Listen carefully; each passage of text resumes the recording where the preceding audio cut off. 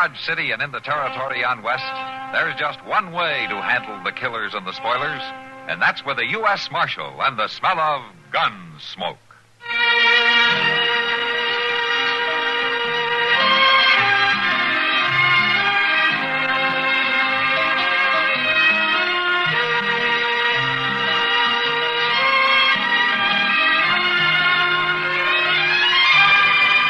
Gunsmoke, starring William Conrad. The story of the violence that moved west with young America. And the story of a man who moved with it. I'm that man. Matt Dillon, United States Marshal. The first man they look for and the last they want to meet. It's a chancy job, and it makes a man watchful. And a little lonely.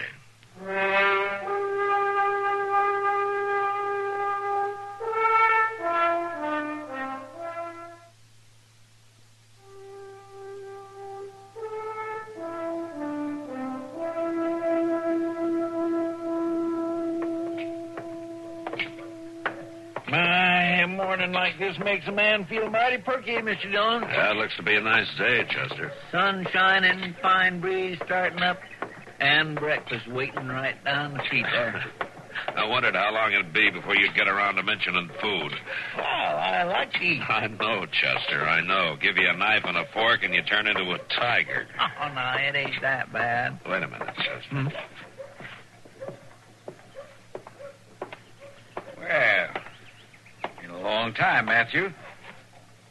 Yeah, a long time, Carl. Just rode into town 5 minutes ago, and the first man I run into is you. Well, I'm the first one a lot of them run into. This is Chester Proudfoot, Carl Killian. Chester? I'm kidding. That a badge you're wearing, Matthew? Uh-huh. I'm a U.S. Marshal here in Dodge. Lawman. Well, who'd ever have thought it? Yeah. Well, it seems we both sold our guns in different ways. I wouldn't know about that. I'm still a drifter, Matthew, same as always. So I've heard. Yeah, just a saddle bum, here today, gone tomorrow. But it's what happens between today and tomorrow, isn't it, Carl? Well, nobody ever knows ahead of time. Well, they pretty well do when you hit town, the way I've been hearing it. You know how easy stories get started. Gun for hire, $1,000 a job, results guaranteed. That's how the stories go, Carl. When a fella ain't got a regular job, folks make up things about him. You're a hired killer, Carl, and we both know it. Ain't you kind of a hired killer yourself, Matthew? Who are you here for, Carl? Who you figuring to kill? Well, now, if I was the kind of man them stories say, you don't think I'd answer that, do you? You're here for a killing. Nothing else would bring you to Dodge.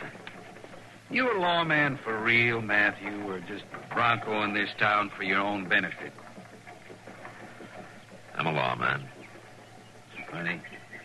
Years back when we used to cut brush for strays down on the Pecos, we'd lay there at night in our bedrolls, look at the stars and talk.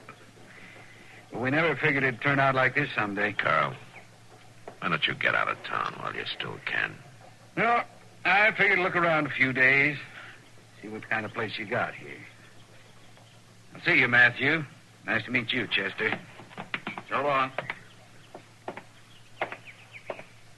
Well, them is the coldest pair of eyes I ever seen in a man's head, Mr. Dillon.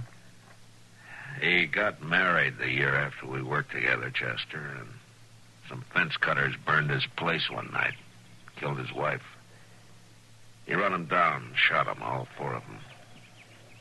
And then he couldn't seem to stop after that. Who do you reckon he's after? I don't know. Well, it gives you the creeps, not knowing when or who. Forget it, Chester. Come on, let's get some breakfast, huh? You go on ahead, Mr. Dillon. For some reason, I guess I just ain't hungry.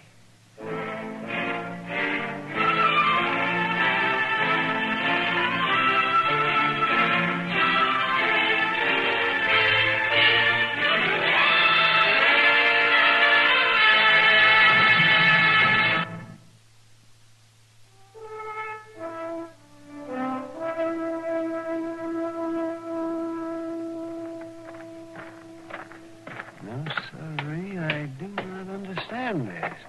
Well, we'll see what... Matt? this friend of yours up to, anyhow? Huh? Well, which friend, Doc? Carl Killian, that's who. He's not a friend. Been a long time since he was. Why? What's he been doing? That's just it, nothing. He's not been doing one blessed thing. Well, then. Not everybody in town knows who he is and what he's here for. But they don't know who the mark's on. Why, it's got them so spooked they're ready to jump out of their skins whenever a door closes. Well, I can't do much about it, Doc, until he tips his hand some way. He hasn't committed any crime in Dodge, and he's not wanted anywhere else. And why isn't he wanted? And he always managed to goad his victims into making the first move, so it's self-defense. Yeah. You got any idea who he's after? No? Well, there's 24 or more men around town who think they're the one. One of them may be right, Doc. Killian stopped in front of Wilbur Jonas's store window this morning and stood looking in there for a while. As soon as he left, Wilbur locked up and went home. And he's been sitting home there in this parlor ever since, with a shotgun across his knees. I doubt he's after Wilbur. But you don't know.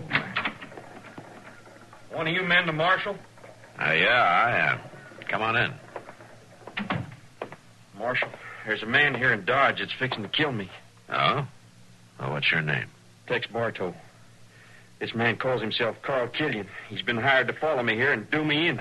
Well, half the town thinks that same thing, Tex. Yeah, but I know. I seen him in Pueblo 2 weeks ago, and now he turns up here. Pueblo, huh? I got in some trouble there, Marshal. Not with the law. I was cleared. But I killed a man in a fight, and his friends swore they'd get me one way or another. How does Killian figure in it? He was there. He seen the fight. I didn't know who he was then, but I remember his face all right. And they hired him. I know they have. He ain't here just by accident. You might be right, man. If Killian was in Pueblo just before he came here, that must be where he was hired. Yeah, maybe. You've got to lock him up, Marshal. I can't do that, Tex. I got no charge. But if you'd only kill me, running away wouldn't even help. He'd just follow me. Well, keep clear of him, Tex. And don't let him push you into drawing against him. Where you staying? Dodge House. All right, then go on over there and stay there. And keep off the street, huh? All right. In the meantime, I'll try to figure something out. Okay, Marshal. So long. If he's not the one, Matt, there's another possibility you maybe haven't even thought of. Me, you mean? Yeah, I thought of it, Doc. Would he take a job like that? With you being friends once? You think he'd really do that? Yeah, he'd do it.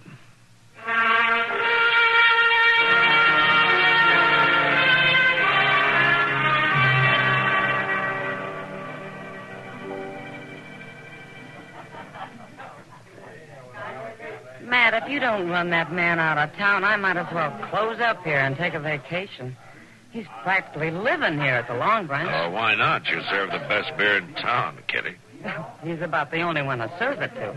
The minute he comes in, the rest of the boys start edging toward the door. Well, you can't blame them. It's pretty hard to relax with the executioner standing at your elbow. You'd never know. Looking at him or talking Evening, to Miss Kitty. Matthew. Hello, Carl. Well, how's the law business coming along, Matthew? The town's been pretty quiet the last few days. I noticed that. Don't seem to be hardly any people around at all. Well, at least not close to where you are. Folks hadn't ought to feel that way. I don't mean no harm to them. Were you in Pueblo just before you came here, Carl? I might have been. Why? Well, is that where you took on the job? I reckon you believe all them stories, all right. Just like everybody else. Miss Kitty. yeah, Rusty?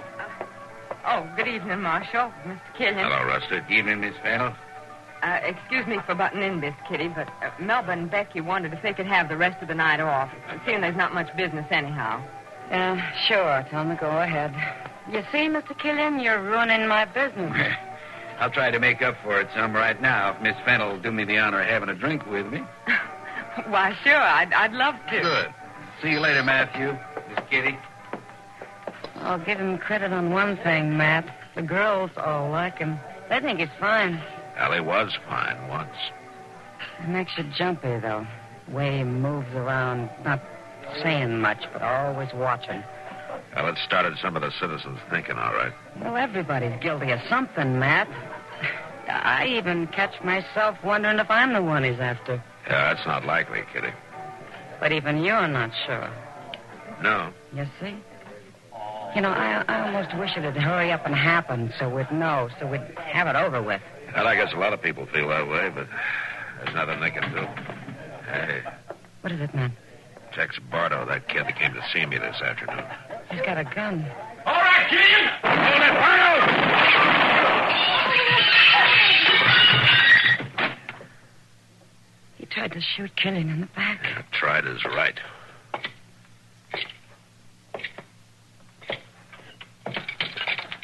Bardo? Bardo. You know, I think that boy was aiming to do me some harm, Matthew. Allie's dead, Killian. I didn't have much choice the way he come at Oh, me. you're in the clear. It was self-defense. I saw it myself. Just another job done according to order. What are you talking about? He was the one you were after, wasn't he? I never saw that boy before in my life. Never heard of him. Don't even know his name. No, Matthew, if I really was after anybody, I still am.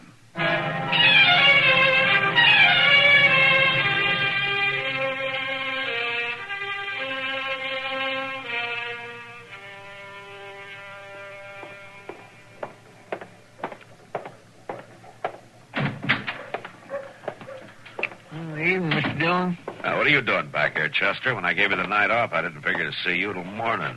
I'm giving up. Going to bed. Can't have no fun at all in this town as long as that doggone old Killian's around. He has kind of slowed down the nightlife, hasn't he? They just ain't nobody out no place, hardly. And them that is so busy looking over their shoulder and jumping sideways that a man can't get to feeling easy no matter how hard he puts his mind to it. Yeah, it just seems a shame to waste all that hair grease and that boiled shirt, though, Chester. I figured you'd end up as the king of the Long Branch. Well, now, that's another thing. You know that little old girl over at the Long Branch I've been kindly sweet-talking lately? Oh, Rusty Fennel? Yeah, well, now she can't see me for dust. She just keeps hanging around him all the time. That's not smart to get serious over a dance hall girl anyway, Chester. Well, now, Rusty ain't just a common dance hall girl, Mr. Dillon. She comes from a real good family. Oh, is that so? Well, yes, sir. Her papa and mama's dead, but she's got a rich uncle that's a very important man, and his health ain't too good neither the last couple of years. So that's why you're so interested in her. Huh? I thought it was true love, Chester. Yeah, well, now, Mr. Dillon, I ain't one to always be thinking about money, but it sure don't hurt none to know that the only heirs is just her and her cousin in Pueblo. Pueblo? That's where her uncle and her cousin live. Why, what's the matter, Mr. Dillon? Chester, I think I'll drop over to the Long Branch and have a talk with Rusty. Well, she ain't there now. She left with that doggone Killian.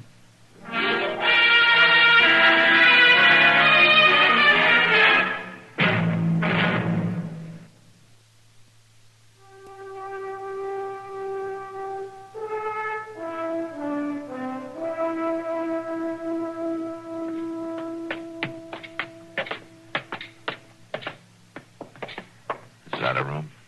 Yes, sir. Second door down the hall, the landlady said. All right, Chester, you wait here by the stairway. I'll see if she's come home. Yes, sir. It'd be better if I talked to her alone. All right, Mr. Dillon.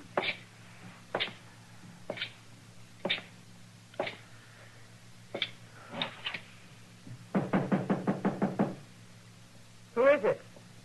Marshal Dillon, Rusty. I'd like to talk to you for a minute. Well, it's awful late, Marshal. Well, it won't take long. Pretty important. All right. Just a second.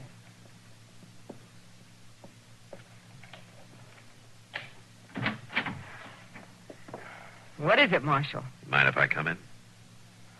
I guess it's all right. Thanks. Please, don't mind the room.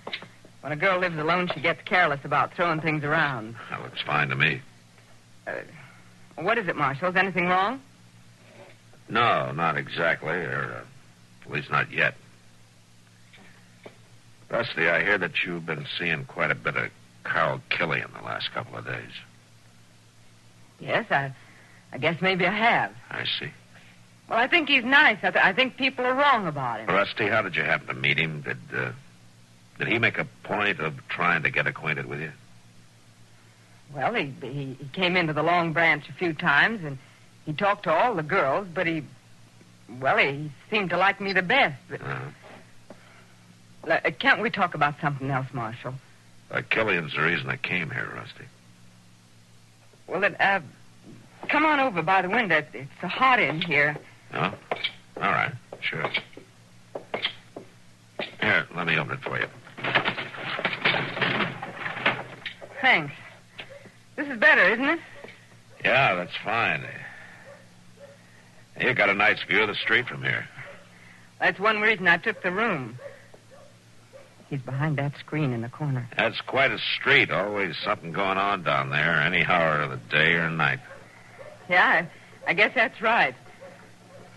He didn't want to see you. There's the night stage pulling in from Walnut Creek, Pueblo, and Denver.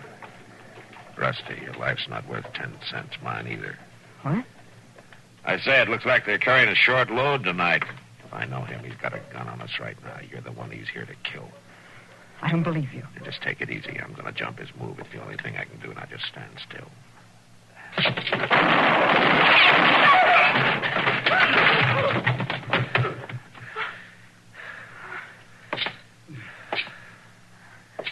Well, I was right. He did have his gun in his hand. But why? Why did he want to kill me? Your cousin hired him. Your uncle died in Pueblo 2 weeks ago. I checked by telegraph an hour ago. With you dead, too, your cousin would get the whole estate. You all right, Mr. Dillon? Yeah, I'm all right, Chester. Carl? Carl, I'm sorry. That was a fast draw, Matthew. Thanks. Thanks. They just give me the name. Rusty Fennel. I didn't know it was a woman. Not till I got here. I never took a job like that before. Who hired you, Carl? Young fella in Pueblo. A cousin, I think he said. I'd have turned it down if I'd known it was a woman. Had to go through with it, though. Matter of honor. Now, you call it honor if you want, Carl. It's all right, Matthew. I'm finished. I'm glad of it. I like the girl. Funny. Only job I ever failed on was the last one. The only one I ever failed.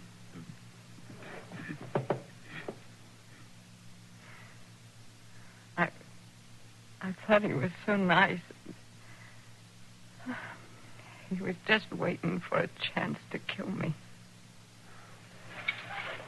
Well, he'd had 4 days to do it, Rusty, and he hadn't tried. You know, sometimes a man can win by failing. And maybe he got just what he wanted.